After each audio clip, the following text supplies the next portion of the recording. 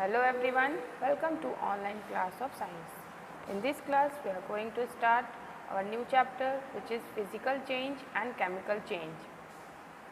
Let's get start our chapter. First one is what we will learn in this chapter.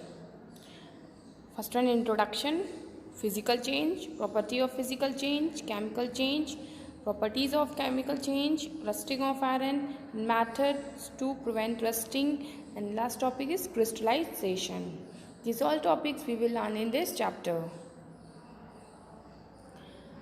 As you know very well, in our surrounding, and if you see, many changes are going on. For example, dissolving sugar in water, burning of fuels, burning of coals or woods, setting of curd.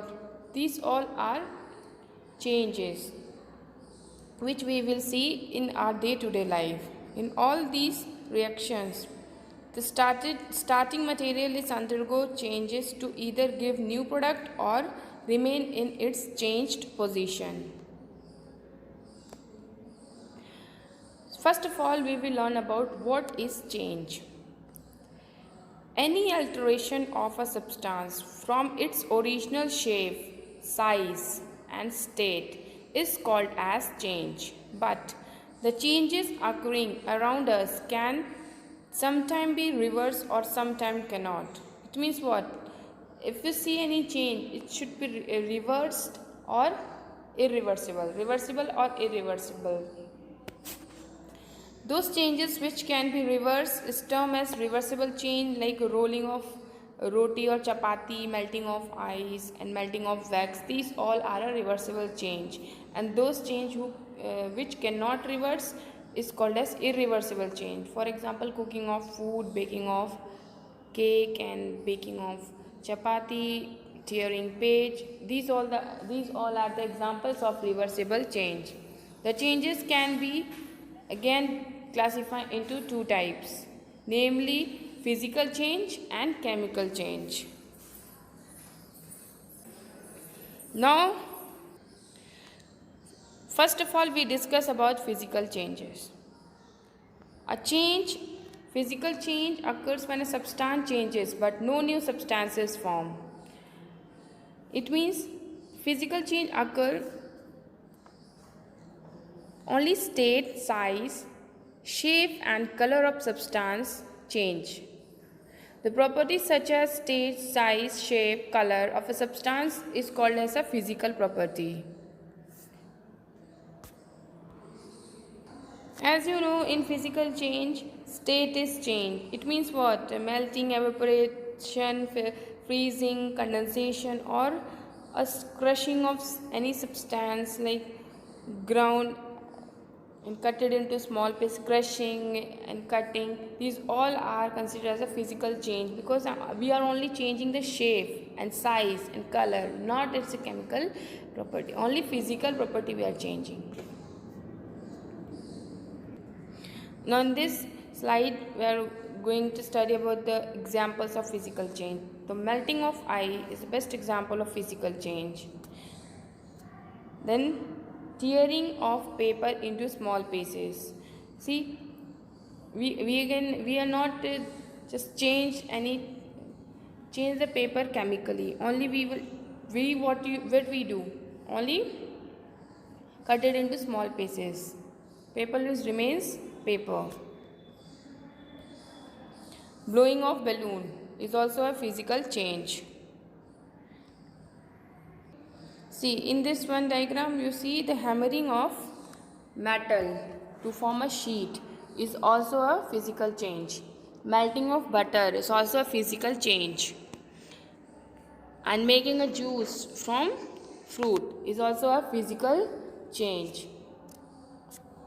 Drying of a wet cloth is also a physical change.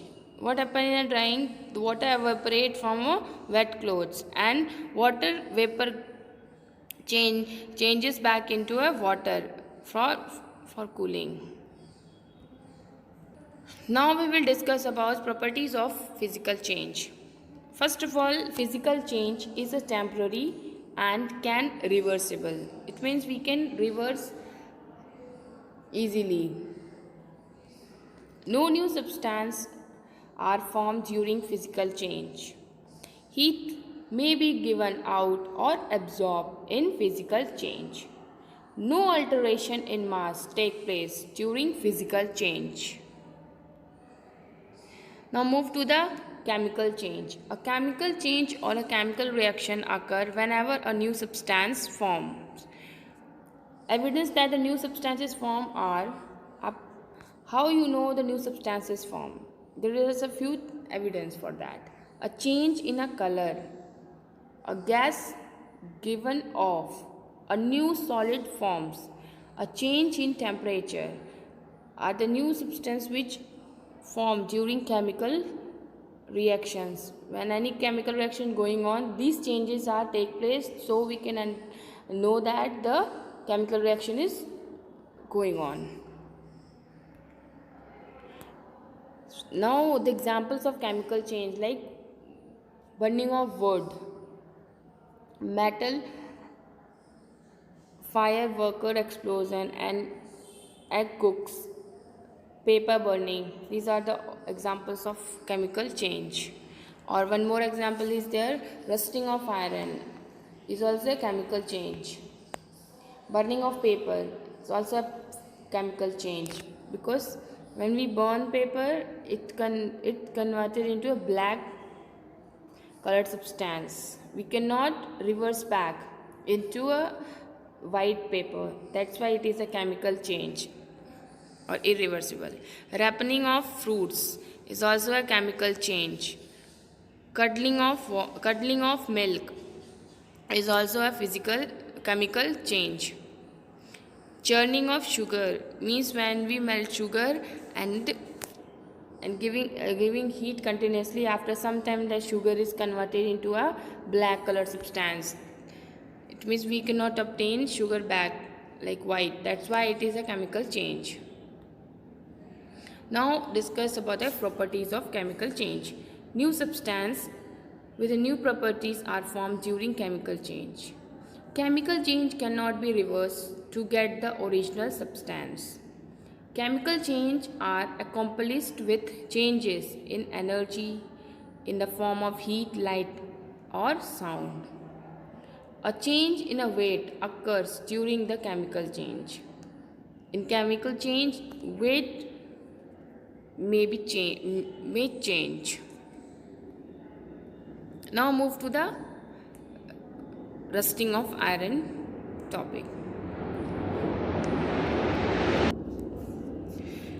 Rusting of iron. Have you ever noticed an old waste iron object? Maybe you observe that reddish or yellowish brown coating form on their surface. This is because of iron object has corroded under the action of air and moisture. Because of rusting. And rusting is a chemical change which cannot be reversed. As you see in this figure, this iron chain left in a moisture and got rusted. Now what is rusting? When the iron comes in contact with oxygen and water, reacts and form a red colored substance over it. It is called rust. It means that reddish brown chemical compound is called as iron oxide, which is also known as rust. Chemically we can write as 4Fe is a iron and oxygen, and this is a water, and when these all three react to form Fe2O3.H2O, and this is the chemical form of rust. In here also I am showing with one diagram. This is the iron. When this iron is react with oxygen, because oxygen is present in air, then afterwards in air moisture content is there, then all these are react, and see this iron get a reddish brown covering. This is what it is rusting. Now how we will prevent the iron from rusting? First method is galvanization. Method to protect steel and iron articles from rusting by coating them with a thin layer of zinc. In this method, what we do, we will coat that iron and steel articles or materials with a zinc layer, a thin layer of zinc. With the help of this thin layer of zinc, we will coat the iron and steel articles. So this is a galvanization method. Now coating and painting. This is very usual you see in your houses.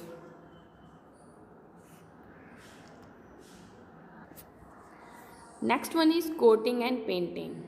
Iron surface is often painted with a coating of varnish or paint to isolate it from environment. Window grills, body of automobiles, iron bridges and rails are painted regularly to protect them from rusting.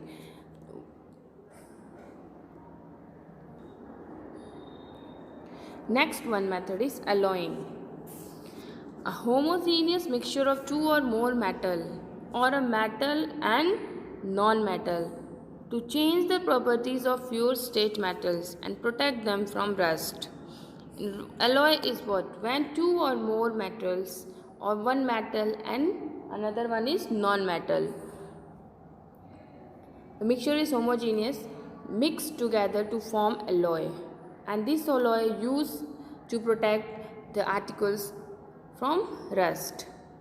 Like iron is usually used widely for different purposes, but it is never used in a pure state.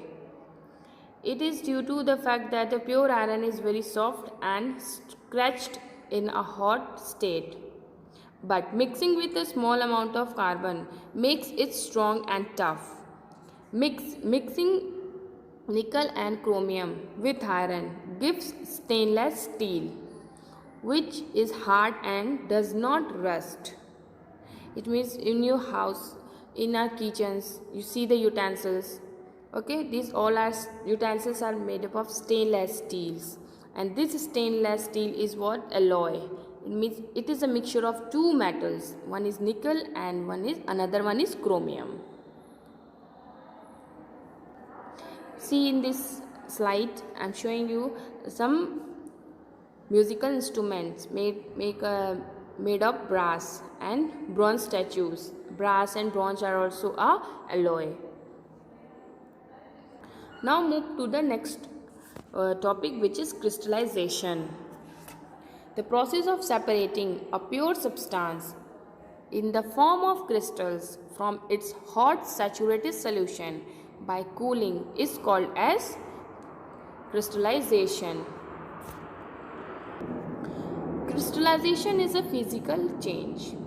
Crystals of salt are obtained by evaporation of seawater, as you already studied in 6th standard how we obtain salt. By the process of evaporation from the seawater we obtain salt.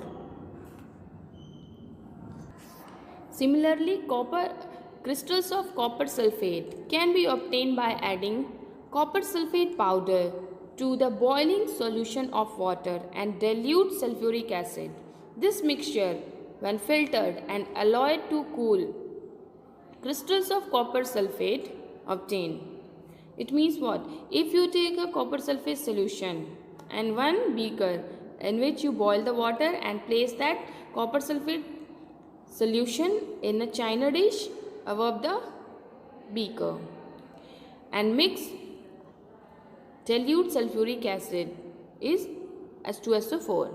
Then after some time, when you remove heat and cool down for a 24 hours or 1 day or 2 day, okay, then after cooling you obtain a crystals of copper sulfate which is blue in color.